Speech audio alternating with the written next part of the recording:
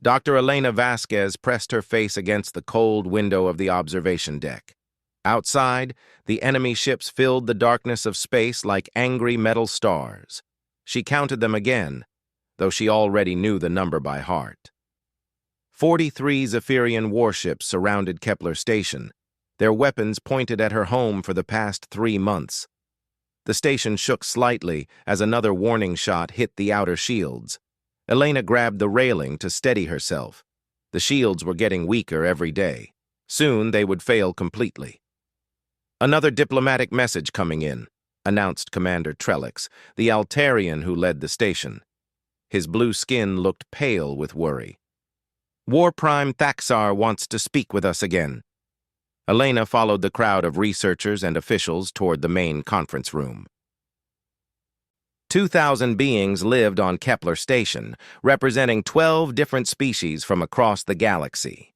They had come here to study the stars and share knowledge. Now, they were trapped. The holographic display flickered to life, showing the image of War Prime Thaxar. The Zephyrian leader looked like a giant lizard standing upright, with sharp teeth and cold yellow eyes. His scales were dark green, almost black, and covered in the ritual scars that showed his rank. "People of Kepler Station," Thaxar spoke in his rough voice, "you have 3 standard months to consider my offer. Now time grows short.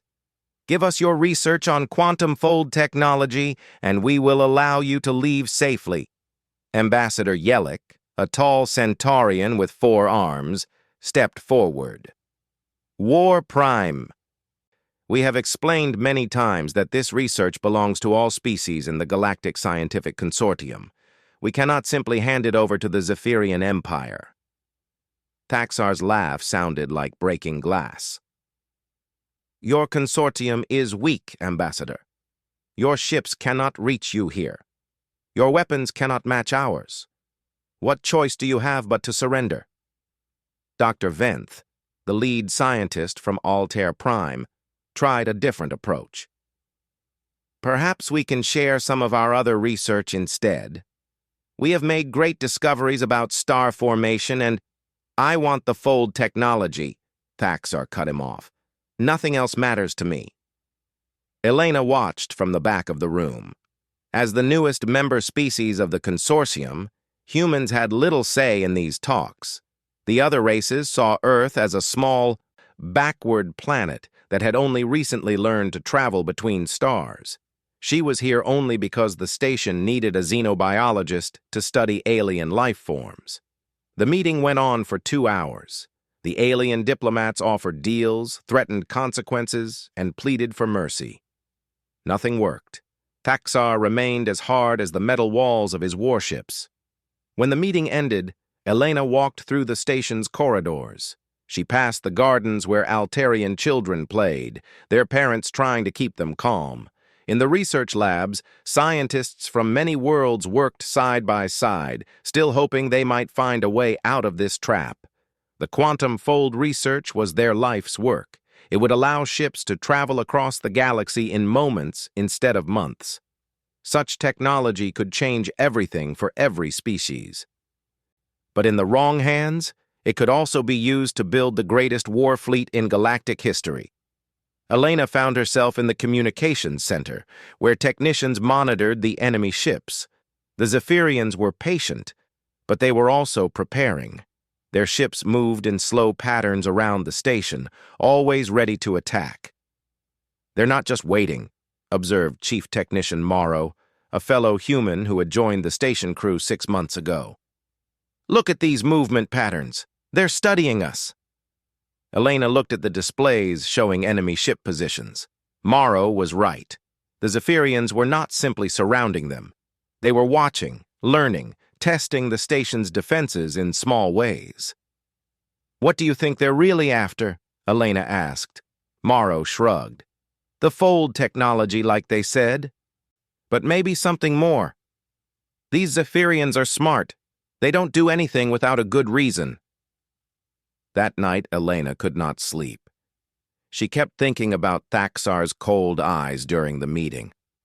There was something in his expression that bothered her, but she could not understand what it was. The station shook again. Another warning shot. The shields dropped another 2%.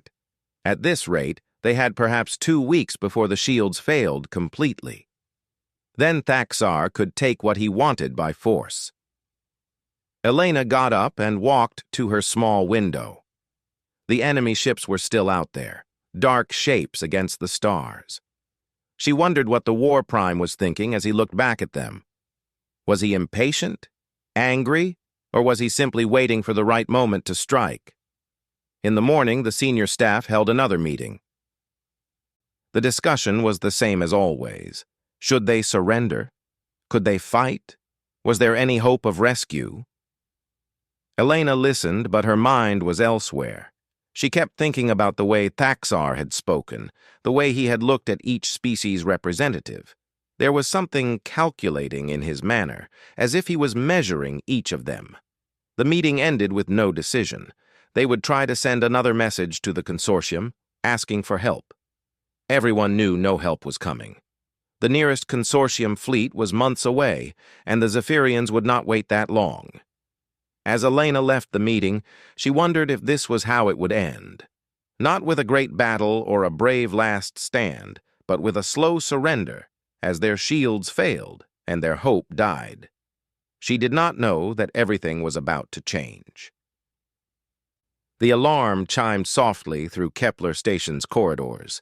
Elena looked up from her research notes, wondering if this was another enemy attack. Instead, she heard the announcement that surprised everyone. Attention all residents.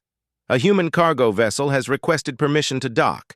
The ship identifies itself as the Endurance, carrying humanitarian supplies. Elena dropped her data pad. A human ship? Here? She rushed to the observation deck along with dozens of other curious researchers. Through the thick windows, she could see a small ship approaching the station. It looked nothing like the sleek vessels of other advanced species. The Endurance was built for work, not beauty. Its hull showed the marks of many journeys between distant worlds. Commander Trellix's voice came over the speakers again. The Endurance has been granted permission to dock. Captain Marcus Chen requests a meeting with station leadership. Elena hurried to the docking bay. She wanted to see another human, especially now when their situation seemed hopeless. The airlock opened with a soft hiss, and a man in a simple brown jacket stepped through. Captain Chen looked to be in his 50s, with gray hair and calm brown eyes. He carried himself like a soldier, though he wore no uniform. Behind him came 3 crew members pushing containers of supplies. "Captain Chen," Commander Trellix greeted him. "Thank you for coming, though I must warn you of the danger. The Zephyrians have us under siege." Chen nodded. "I know, Commander. That's why I'm here. These are medical supplies and food concentrates. Not much, but it might help." Elena studied the human captain. There was something steady about him, like a rock in a storm. While everyone else on the station seemed worried or frightened, Chen appeared perfectly calm. "Captain," said Ambassador Yellick, "you should leave quickly. The Zephyrians do not negotiate. They will destroy any ship that interferes with their siege." "I appreciate the warning," Chen replied. "But I'd like to observe your next meeting with them, if that's possible. Maybe I can help somehow." The Altarian commander looked confused. "Help? With respect, Captain, your species is new to the consortium. You have no diplomatic experience with the Zephyrians." "True," Chen agreed. "But sometimes a fresh perspective can be useful. I won't say anything unless asked. I'll just watch and listen." Elena found herself assigned to show Captain Chen around the station while the senior staff discussed his request. As they walked through the corridors, she asked the question everyone wanted answered. "Why are you really here, Captain? This is far from any normal trade route." Chen stopped walking and looked at her carefully. "Dr. Vasquez, isn't it? I read the station reports. You study alien behavior." "Yes, but that doesn't answer my question." "I was passing through this system when I picked up the distress signals," Chen said. "Seemed like the right thing to do. bringing supplies to people in trouble.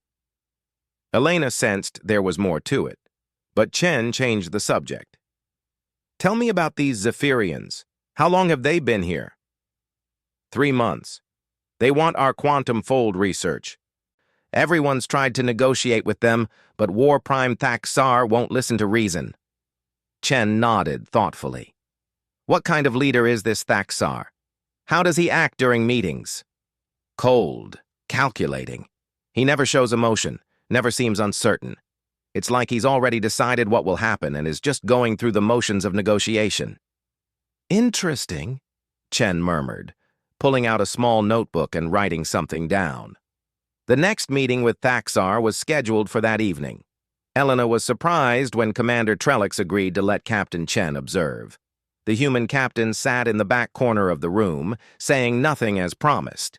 Thaxar appeared on the holographic display as usual.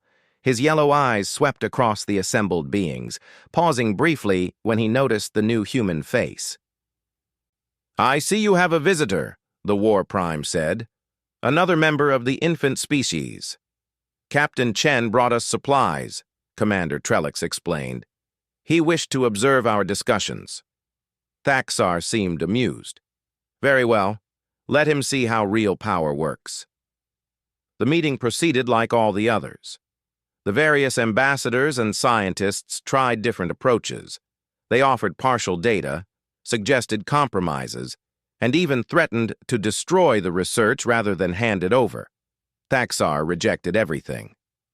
"You have 7 days to decide," he announced. "Surrender the fold technology or we will take it from the wreckage of your station." Elena watched Captain Chen during the entire meeting. He sat perfectly still, occasionally writing in his notebook. His eyes never left Thaxar's image. While everyone else focused on what the War Prime was saying, Chen seemed more interested in how he was saying it. When the meeting ended, the station leaders gathered to discuss their dwindling options. Captain Chen excused himself, saying he needed to check on his ship. Elena followed him to the docking bay. "What did you think of the meeting?" she asked. Chen was quiet for a long moment. "Your War Prime is an interesting character. Very controlled, very precise in his words." "That's what everyone says. He's impossible to negotiate with." "Maybe," Chen said, "but everyone's so focused on what he wants, they're not paying attention to what he's actually doing." "What do you mean?" Chen looked back toward the conference room. "Dr. Vasquez, in my experience, when someone has overwhelming force and a simple demand, they don't usually wait 3 months to use that force. There's always a reason for the delay." Elena felt a chill. "You think he's planning something else?" "I think War Prime Thaxar is a very smart being who doesn't do anything without a good reason. The question is, what's his real reason for being here?" That night, Elena couldn't stop thinking about Chen's words. She reviewed recordings of all the meetings with Thaxar, looking for something she had missed. The War Prime's questions, his reactions, the way he studied each species' representatives. Slowly, a disturbing picture began to form in her mind. Thaxar wasn't just demanding their research. He was learning about them, studying how each species reacted under pressure. But why would he need that information unless he was planning something much bigger than stealing fold technology? Elena realized that Captain Chen might be the only person who understood what was really happening. Tomorrow she would ask him directly what he suspected. She had a feeling his answer would terrify her. Elena woke to the sound of alarms. Her first thought was that the Zephyrians had finally attacked. She grabbed her emergency kit and ran toward the nearest safety station, but the corridors were filled with confused voices, not the panic of battle. "All senior staff report to the command center immediately," came Commander Trellix's voice over the speakers. He sounded stunned rather than frightened. Elena made her way to the command center where she found chaos of a different kind. Technicians stared at their screens in disbelief. Officers spoke in hushed, excited voices. Something impossible had happened. "What's going on?" she asked Chief Technician Morrow. "You're not going to believe this," Morrow said, pointing at his display. "The Zephyrian fleet is powering down their weapons. All of them. At the same time." Elena looked at the tactical screen.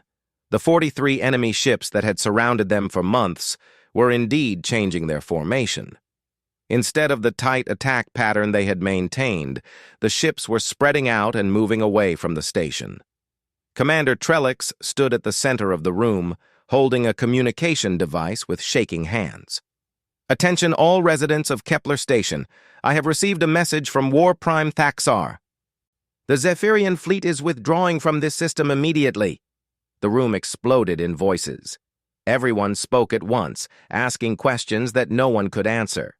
Elena pushed through the crowd to reach the commander. "Sir, what exactly did Thaxar say?" Trellix looked at her with wide eyes. "He said, and I quote, 'The price of victory has become too high. We withdraw with honor intact. The siege is ended.' That's it? No explanation? No demands? Nothing else, they're just leaving." Elena turned to look for Captain Chen, but he was nowhere in the command center. She hurried through the station corridors toward the docking bay. Something told her the human captain would have answers. She found Chen in the Endurance's cargo hold, securing containers for departure. His crew worked quickly around him, preparing the ship for immediate launch. "Captain, wait!" Elena called out. "What's happening? Why are the Zephyrians leaving?" Chen paused in his work and looked at her. His expression was careful, controlled. "I heard the announcement, Dr. Vasquez. Good news for everyone on the station. But you're leaving too. Right now, when everyone has questions. I have deliveries to make. Other people who need supplies." Elena stepped closer. "Captain, I know you're hiding something. Yesterday you said Thaxar had a reason for waiting. Now suddenly he's gone. That's not a coincidence." Chen was quiet for a long moment. Then he nodded toward his small cabin. "All right, but this stays between us for now." They sat in the tiny space, barely large enough for 2 chairs and a desk. Chen pulled out his notebook and set it between them. "Dr. Vasquez, what do you know about psychological warfare?" "I study alien behavior, so I understand the basics." "Why?" "During yesterday's meeting, I watched Thaxar very carefully. Not what he said, but how he said it. His body language, his eye movements, the way he responded to different types of pressure from your people." Elena leaned forward. "What did you see?" "I saw a military commander who wasn't really negotiating. He was testing. Every question your ambassadors asked, every offer they made, every threat they issued, Thaxar was studying their responses, learning how each species reacts under stress. Learning for what purpose?" Chen opened his notebook, showing pages of handwritten observations. "To plan a much larger campaign. Think about it.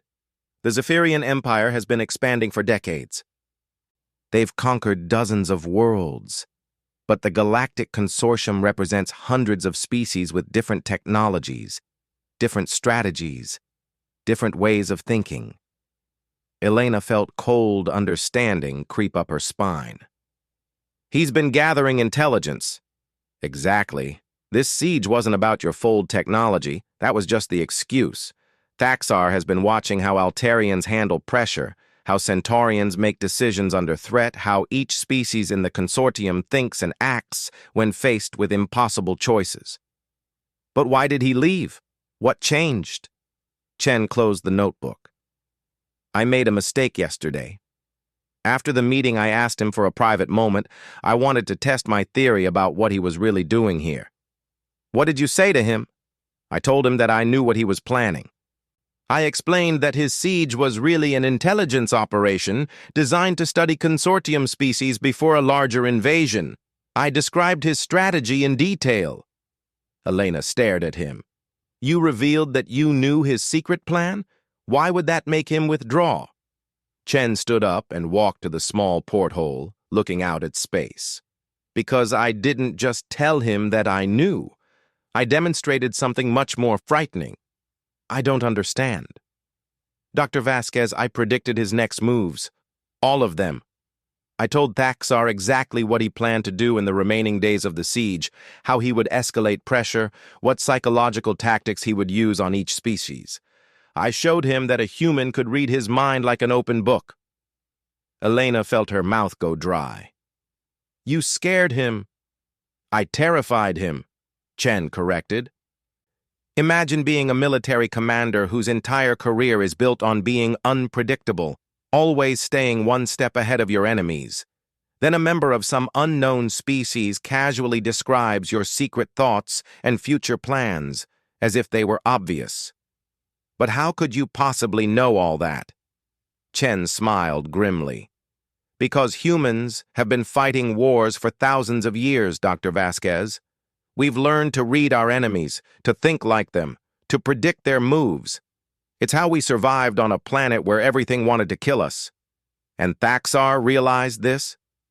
He realized something worse. He realized that if one random human cargo captain could see through his plans so easily, then Earth's military leaders would tear his strategies apart like paper. The Zephyrian Empire's greatest advantage has always been their superior planning and psychology. Against humans who can predict their every move, they would be helpless. Elena stood up slowly, understanding flooding through her. So he withdrew rather than face an enemy who could outthink him. The greatest victory, Chen said, is the one where you never have to fight at all. Outside, the last Zephyrian ships were jumping to hyperspace, their forms disappearing in flashes of light. The siege was over, but Elena knew the galaxy would never be the same. Word would spread about what happened here, about the human who made a war fleet retreat without firing a single shot. Captain Chen began walking toward his ship's bridge. I really do have deliveries to make, Doctor. Take care of yourself. As the Endurance undocked and disappeared into space, Elena realized she was the only person who knew the truth. The question was, what should she do with that knowledge? Elena couldn't let it go. For 3 days after the Zephyrian fleet disappeared, she tried to return to her normal research, but every time she sat down to work, her mind filled with questions about Captain Chen and what had really happened during those final hours of the siege. The other scientists and diplomats had their own theories. Some believed the Zephyrians had received orders to withdraw due to threats elsewhere in their empire. Others thought it was a trap, that the fleet would return with reinforcements. A few suggested that internal politics within the Zephyrian command structure had caused the retreat. None of them suspected the truth. Elena finally made her decision on the 4th day. She requested emergency leave from her research duties and booked passage on a cargo vessel heading toward the trade routes where Captain Chen operated. Commander Trellix was puzzled by her sudden departure but granted the request. It took her 2 weeks to track down the Endurance. She found Chen's ship docked at Freeport Station, a neutral trading post where vessels from many species came to exchange goods and information. Captain Chen looked surprised but not displeased when Elena appeared at his cargo hold. Dr. Vasquez, I didn't expect to see you again so soon. I need to understand what really happened, Elena said without introduction. The explanation you gave me was incomplete. There's more to this story. Chen gestured for her to follow him to a quiet corner of the station's common area. They sat at a table overlooking the busy docking bays, where ships from dozens of species loaded and unloaded their cargo. What do you want to know? Everything. How did you really figure out Thaxar's plan? What exactly did you say to him? And why are you so calm about having changed galactic history? Chen ordered 2 cups of coffee from a serving robot and settled back in his chair. All right, but you might not like all the answers. Try me. Let me start with how I knew what Thaxar was thinking. During my military service on Earth, I specialized in psychological operations. My job was to study enemy commanders, learn their patterns, and predict their actions. After 20 years of that work, you develop certain instincts. Elena leaned forward. What kind of instincts? You learn to recognize the signs when someone is playing a deeper game than they're showing. Body language, word choice, timing, they all reveal things the person doesn't mean to share. Chen pulled out his notebook and opened it to pages filled with observations. Look at these notes from the meetings with Thaxar. Notice how he asked different types of questions to representatives from different species. To the Altarians, he focused on their decision-making processes under stress. With the Centaurians, he tested their military responses to various threats. For each species, he probed different psychological weaknesses. Elena studied the notes. The pattern was obvious once Chen pointed it out. He was building profiles. Exactly. Detailed psychological profiles of every major species in the consortium. Information that would be invaluable for planning an invasion. But how did you convince him to withdraw? What could you possibly have said that would frighten a Zephyrian war prime? Chen's expression grew serious. I made a critical error in judgment, Dr. Vasquez. I underestimated how thoroughly I would terrify him. What do you mean? When I requested that private conversation with Thaxar, my intention was simply to let him know that his intelligence operation wasn't as secret as he thought. I planned to suggest that he withdraw before the consortium discovered what he was really doing. Elena waited for him to continue. Instead, I found myself demonstrating something I didn't expect to demonstrate. I started explaining his psychological profile to him, the way I would analyze any military commander. I described his motivations, his fears, his tactical preferences, even his personal history based on the scars I could see on his scales. You psychoanalyzed him? Completely. I told him about his early military defeats, the way they shaped his current strategies. I explained how his need to prove himself to the Zephyrian High Command drove him to plan increasingly complex operations. I even described the internal political pressures he was facing within his own empire. Elena felt a chill. How could you possibly know all that? Because military minds work in similar ways regardless of species. Ambition, fear, pride, the desire for recognition, these are universal emotions. Once you understand the patterns, you can read anyone. And this frightened Thaxar? Chen nodded grimly. I didn't realize how completely I had stripped away his psychological defenses until I saw his reaction. Here was a being who had spent his entire career being unpredictable, mysterious, always one step ahead of his enemies. Suddenly, a human he had dismissed as irrelevant was describing his deepest thoughts as if reading from a report. So he withdrew because he felt exposed? Worse than that. He realized that if humans could see through him so easily, then his entire military doctrine was useless against us. The Zephyrian Empire's strength comes from their ability to outthink and outmaneuver their enemies. Against a species that could predict their every move, they would be defenseless. Elena sat back in her chair, overwhelmed by the implications. You essentially told him that humans could defeat his entire empire through pure psychological warfare. I told him more than that, Chen said quietly. I made the mistake of mentioning that this kind of analysis was standard training for Earth military officers. That we had thousands of people with these skills. Thousands? Every human who served in our colonial wars learned to read enemy psychology. It was necessary for survival. We've been fighting each other for so long that we've become experts at understanding how minds work under pressure. Elena stared at him. You accidentally revealed that humanity's entire military is trained in psychological warfare. And that, Dr. Vasquez, is why War Prime Thaxar chose to withdraw rather than risk contact with Earth's actual military forces. He realized that the Zephyrian Empire, for all its technological superiority, would be psychologically outmatched by a species of natural war psychologists. But you're just a cargo captain now. Why should he believe you about Earth's military? Chen smiled sadly. Because I demonstrated the skills of what he assumed was an average human civilian. If a retired cargo hauler could dissect his mind so completely, What could Earth's active military specialists do to him? Elena understood now why Chen seemed so troubled by what had happened. You didn't mean to frighten him that badly.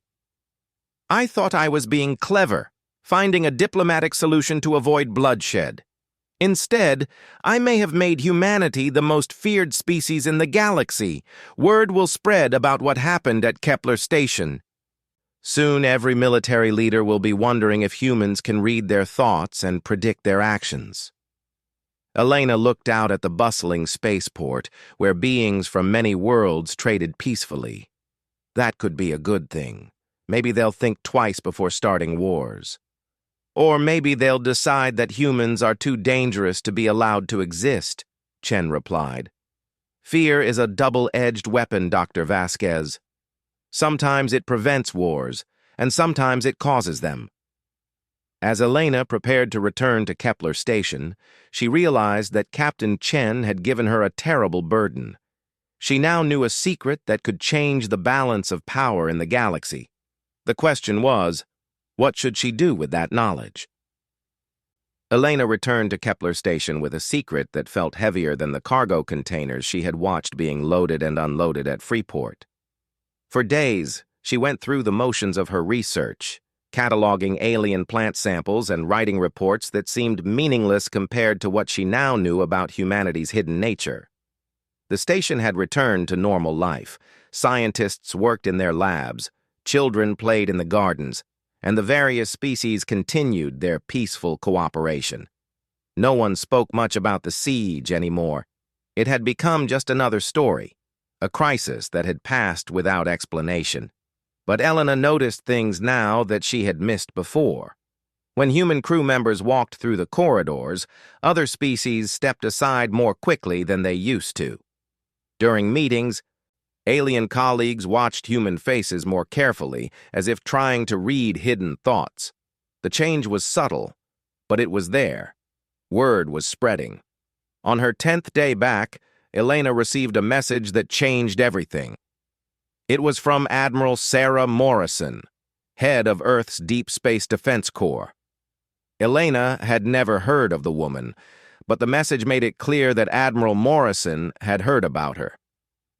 Dr. Vasquez, your recent interactions with Captain Marcus Chen have been brought to our attention. We need to discuss the implications of what occurred at Kepler Station. Please report to Earth immediately for a classified briefing. Elena stared at the message, her hands shaking slightly. Earth's military wanted to talk to her. That could only mean one thing. They knew what Chen had done, and they were concerned about the consequences. The journey to Earth took 3 weeks. Elena spent the time trying to prepare for questions she couldn't predict. What would she tell them? How much did they already know?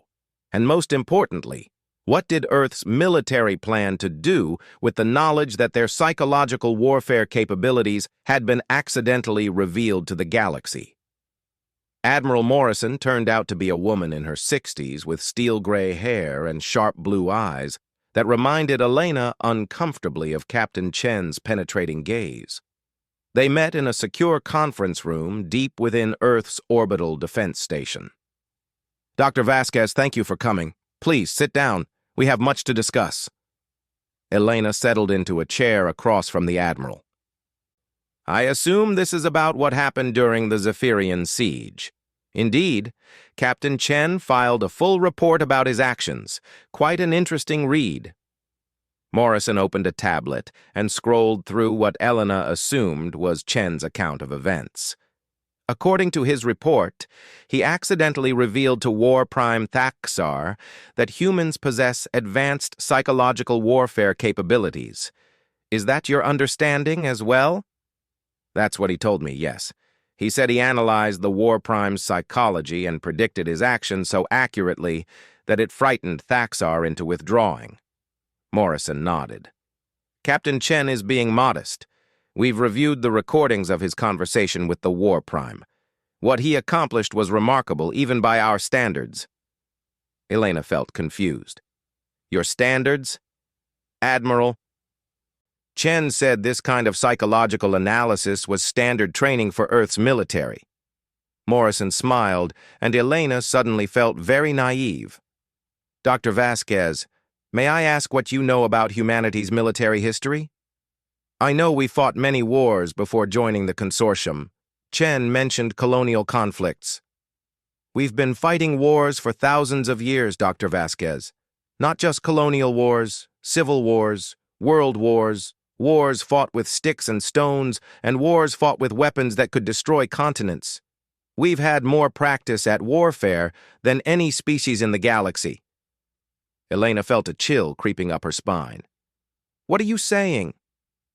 I'm saying that Captain Chen didn't accidentally reveal our capabilities. He demonstrated them perfectly.